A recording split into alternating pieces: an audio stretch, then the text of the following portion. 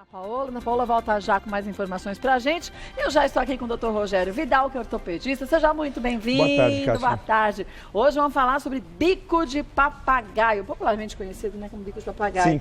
Vamos começar explicando o que é o bico de papagaio? O bico de papagaio é uma alteração que você pode ter em qualquer articulação, ou seja, é um desgaste. É muito comum na coluna, mas pode aparecer no joelho, no quadril, no pé, no cotovelo. E onde geralmente causa mais dor é na coluna e no joelho, né? Na coluna, como é que ela se manifesta? É uma alteração em toda a superfície articular. Só que quando a gente faz a radiografia, tem uma pontinha que a gente vê. Exatamente, fica exatamente, só que em todo ele, né? E o que acontece? Como a gente tem uma diminuição do disco, começa, entre aspas, bater disco com disco e gera dor. Atrito, exatamente, você perde o amortecedor da coluna. Então eles começam a se chocar e acaba causando a dor. Como a gente tem aqui no desenho, né? Exatamente, aqui a gente pode ver bem. Agora imagina essa dor. Porque... A diminuição. Nossa. O problema maior não é na frente, é quando pega atrás e pega um nervo, porque muitas vezes ele pode comprimir, né? Pinçar o nervo. É o que exatamente. Tá acontecendo aqui, né? Exatamente, aqui provavelmente, né? Que aqui as saídas dos nervos são por aqui. Provavelmente isso deve estar causando uma compressão nervosa, que não está representado. Agora, a pessoa que tem bico de papagaio, com essa compressão aqui nos nervos, ela começa a sentir um déficit em alguns órgãos também? Depende de onde for. Então, o mais comum é uma alteração do nervo ciático. Todo mundo tem o nervo ciático, mas o que acontece?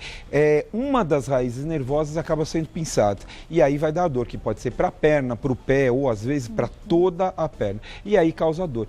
Então, uma dor de um bico de papagaio pode ser tanto na coluna cervical quanto na lombar. E aí você tem a compressão e tem a dor irradiada.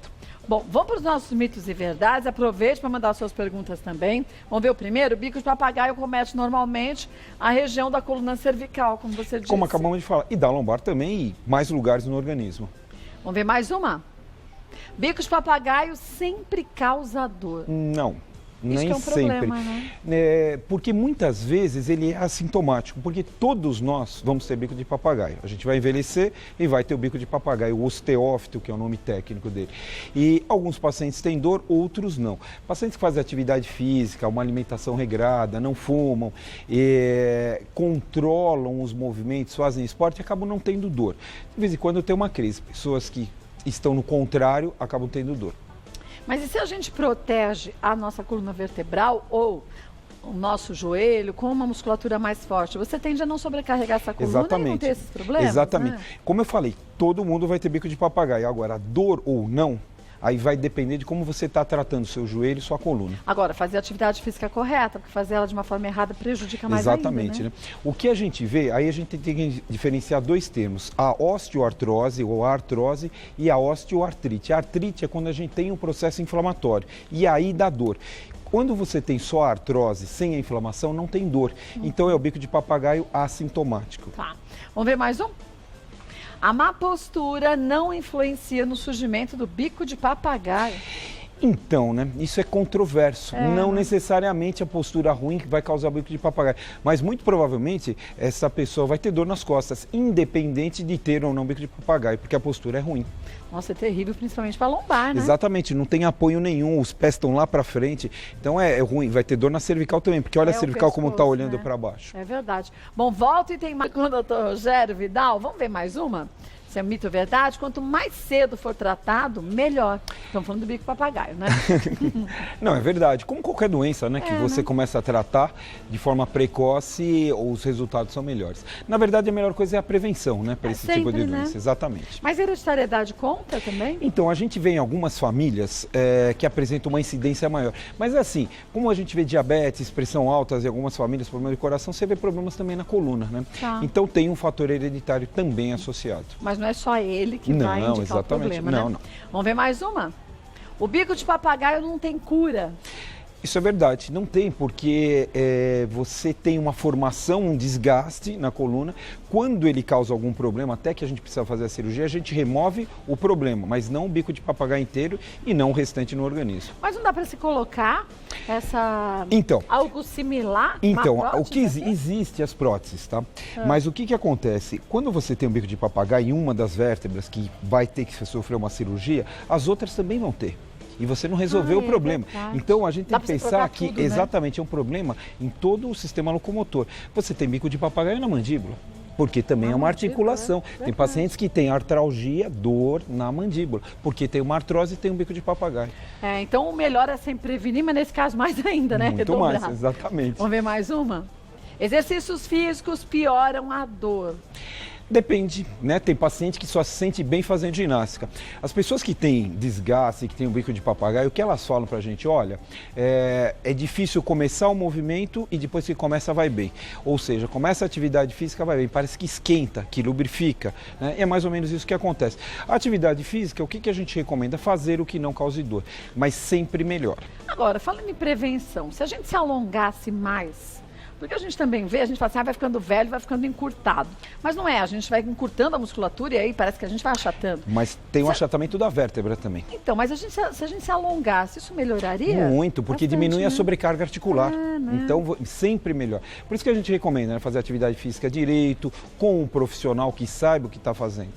E não com curiosos também, ou até como nessas pracinhas, tudo bem, a ideia foi ótima, mas o resultado nem sempre. Tem vários aparelhos, as pessoas vão fazer sozinhas.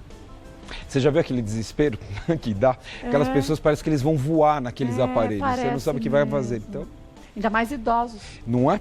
Começam rodando aquele negócio que eu nunca vi aquele A roda de ombro, né, hoje na ortopedia como fisioterapia é proscrita. E você vê nas praças fazendo isso. Então... Porque pode lesar a musculatura. Você tem um bico de papagaio no ombro e acaba lesando a musculatura do ombro. Como pode pôr numa praça um negócio que vai... Aqueles senhores e senhoras bem de idade rodando aquele negócio com uma força absurda, né? Exatamente. Vamos ver mais uma? Acabou, né? Agora é pergunta, tem mais uma? Tem? Então vamos ver. Pessoas que estão acima do peso podem sentir mais dores. Óbvio, já falamos a sobrecarga, né? Obesidade não é bom pra nada, né? Não. Só se for para um lugar muito frio, talvez você tenha um pouco mais de caloria, só. Que não vai compensar também, porque você vai comer mais gordura, vai estar cada vez maior, exatamente. Né? Olha, volta que a gente tem muitas perguntas. Vamos esclarecer. Não é mesmo, doutor? A tendência é melhorar, né? Obrigada. A tendência é melhorar, né? Exatamente. Vamos ver. Agora vamos lembrar, gente, essa história de bebê gordinho, isso era coisa do passado. Hoje em dia a gente já sabe o quanto que a criança que está acima do peso na primeira infância corre risco de no futuro também se tornar um obeso, desenvolver, né? Exatamente, né? A obesidade em criança é um problema muito grande, principalmente na pré-adolescência. As meninas menstruam com 9 anos de idade. Então... Quando a gente tem um caso na família, você começa a ver, você sabe que isso é complicado, sabe? Então, obesidade nunca. Não. Vamos ver a primeira pergunta, ó. Elisa, estou tendo sensação de queimação nas costas, acompanhada de fortes dores que me incomodam muito. Isso pode ser bico de papagaio? Quais são os sintomas? Isso pode ser tanta coisa, pode né? O conselho é procurar um médico. Bom, falando na coluna, pode ser bico de papagaio, pode não ser, pode ser só um problema muscular que dá esse tipo de sintomatologia. A gente não sabe a idade da Elisa, então algumas coisas variam com a idade. Uma pessoa mais velha vai ter uma tendência maior a ter bico de papagaio do que o mais jovem. Não necessariamente, mas pode acontecer. Então não dá pra gente falar. E você comentou até há pouco, né, doutor Rogério, que tem gente que não tem dores tendo bico de papagaio. Exatamente. Veja bem, quando a gente vê aquela pessoa, né, acima dos 60, 65 anos, fazendo esporte bem, se você fizer uma radiografia, você vai achar bico de papagaio assintomático, não tem que se fazer nada. E o melhor é quando, tudo bem, pela idade a gente vai ter bico de papagaio, mas que você não tenha dor. Exatamente, viver bem, qualidade de vida. É verdade. Vamos ver mais uma? Próxima, Rosana. Qual o tratamento mais adequado e quando é indicada a cirurgia? O tratamento adequado é o tratamento para a dor. Toda aquela prevenção que nós fizemos, né, que a gente está tentando fazer. E quando tiver dor, a gente medica, trata com meios físicos. Eu gosto muito do RPG, da quiropraxia, que são coisas que funcionam. Tem a fisioterapia. Alguns casos onde a gente tem uma compressão nervosa ou uma dor intratável, aquele paciente que fica muito tempo com dor, não tem mais qualidade de vida, às vezes os pacientes não conseguem andar, né, na coluna. E aí, então, está indicada a cirurgia. A cirurgia vai depender do problema, né, do que nós vamos ter que fazer. Antigamente as pessoas tinham medo de cirurgia na coluna. Falava nisso, as pessoas falavam, associava a problemas de paralisação nas pernas ou total. Hoje avançou tanto a medicina. Então, hoje né? E O problema é assim, né? Que hoje a gente vê muita cirurgia, os pacientes evoluem muito bem, mas não pode banalizar a cirurgia. Ah, sim, claro, né? tem que ser indicada, né? Exatamente. Agora, eu até brinco no consultório que eu tenho um colega lá que faz joelho. Então, normalmente as pessoas que estão de muleta, que estão de andador, às vezes até cadeira de roda, não são meus pacientes operados, são os pacientes do joelho, porque a coluna recupera muito rápido, né? Esse risco de realmente diminuiu muito. Existe, claro, né? Como toda cirurgia, mas assim, ainda existe o preconceito. É menor, mas ainda tem pacientes que não operam porque tem medo. Estão ficando cada vez pior, mas diminuiu muito. Uma coisa que a gente costuma fazer é botar um paciente para conversar com outro que já foi operado, para contar a experiência. Isso dá uma segurança muito grande para o paciente. Mas você falou bem, não banalizar, porque cirurgia não pode ser de jeito nenhum. né? Cirurgia não cirurgia a gente fala que é o tratamento de exceção. Sim. É quando não deu certo, aí vai. 90% dos pacientes que têm doenças na coluna não precisam de cirurgia. Então a gente só 10% é que está reservado à cirurgia. Vamos ver mais uma pergunta? Maria Clara, fisioterapia ou acupuntura podem ajudar quem já tem o problema? Exatamente, aquilo que a gente falou. A fisioterapia ajuda, né, a movimentação, tudo. E a acupuntura tem algum efeito analgésico, né, que acaba também melhorando um pouco a situação do paciente. Mas nada pode substituir, se assim foi determinado pelo médico, o uso dos medicamentos. Exatamente, né? Tudo tem sua indicação, tem seu espaço. Vem para somar e não para diminuir. Exatamente. Volto já, doutor, já mais uma pergunta. Vamos ver de quem é a dúvida agora. Pietra, bico de papagaio pode desencadear hérnia de disco? É assim, é um conjunto. A hérnia de disco, o que acontece? A gente tem um disco que ele vai sair fora do lugar. Então, o mesmo mecanismo que está causando aquele desgaste, ele pode levar uma lesão e o disco sair para fora e vir para trás. Então, às vezes o bico de papagaio vem antes, às vezes a hérnia vem antes. Quando o disco sai fora do lugar, faz a hérnia, ele perdeu a capacidade de amortecedor e vai fazer com que tenha um desgaste mais rápido. E aí aparece o bico de papagaio. Então, assim, na teoria seria primeiro a hérnia e depois o bico, mas na verdade na prática não é isso que a gente vê. A gente vê as coisas, às vezes, acontece antes ou normalmente concomitante, ao mesmo tempo. E cada organismo é um organismo, exatamente, né? Exatamente. Não tem como. Vamos ver mais uma? Renata, caminhadas prejudicam quem tem bico de papagaio? No momento da crise, qualquer atividade física pode provocar dor ou não. Né? A gente vê pacientes que têm dor que só melhora quando andam. Então, o que a gente recomenda? Tá com dor, não consegue andar, faz o repouso. Consegue, vai fazer atividade física, porque sempre tem algum benefício. Agora, ficar muito tempo deitado também prejudica a dor. Então, mas voltando àquele problema, né? Cada organismo, você tem um tipo de sintoma.